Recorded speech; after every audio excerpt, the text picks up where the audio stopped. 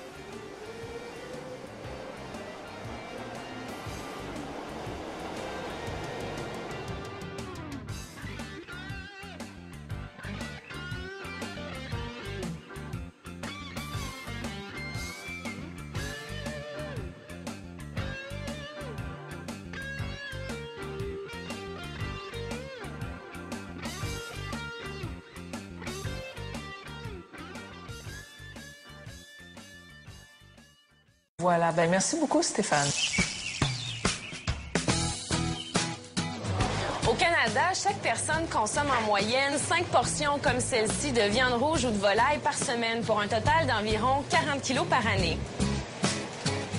La production d'1 kilo de bœuf exige 10 kilos de céréales, ce qui fait que le tiers des terres agricoles de la planète servent à nourrir le bétail plutôt que les hommes. La production de viande est aussi beaucoup plus polluante que la production de céréales.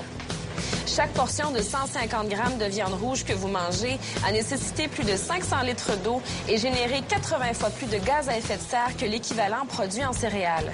Et c'est sans compter les milliers de tonnes de fumier produits par tous ces animaux d'élevage. Il ne s'agit pas de devenir végétarien, mais réduire sa consommation de viande, ne serait-ce que d'un repas par semaine, permet de diminuer les émissions de gaz à effet de serre et d'économiser plusieurs litres d'eau potable chaque année. Bref, c'est un petit changement dans votre assiette, mais un bon geste pour la planète.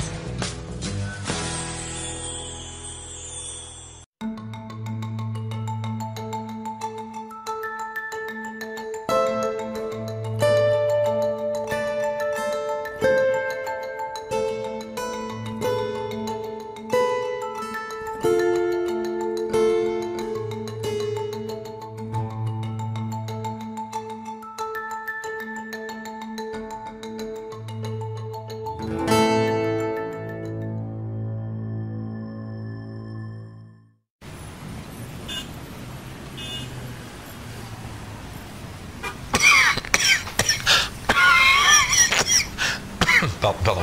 Est-ce que vous vous rendez compte que le diesel provoquerait 42 000 décès prématurés en France chaque année? Alors évidemment, ça touche principalement les gens qui ont des problèmes respiratoires, les nouveau-nés, les personnes très âgées,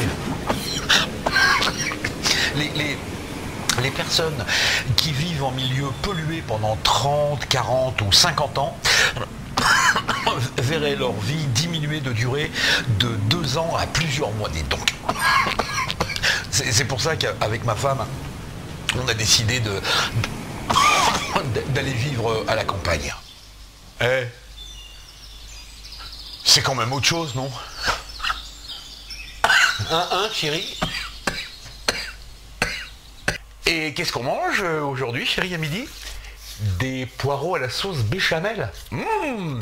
Non, à la sauce becquerel. Ah bon, non, je connais pas ça. J'occuperai un jour à l'Académie le fauteuil de leur idole. La Société des Eaux de Marseille s'équipe à titre expérimental de 4 véhicules 100% électriques. Ce projet ambitieux, qui pourrait permettre d'équiper le parc de 30 à 40% de véhicules propres dans les prochaines années, s'insère dans les actions pour l'environnement pilotées par la direction sociétale de la SEM. Patrick Pasquet, responsable d'une flotte de 350 véhicules d'exploitation, argumente. L'arrivée à la Société des Eaux de Marseille des premiers véhicules électriques s'inscrit dans le cadre de la politique de développement durable de l'entreprise pour répondre à des impératifs essentiellement environnementaux. Des réponses excellentes par rapport à ces enjeux, à savoir zéro émission de gaz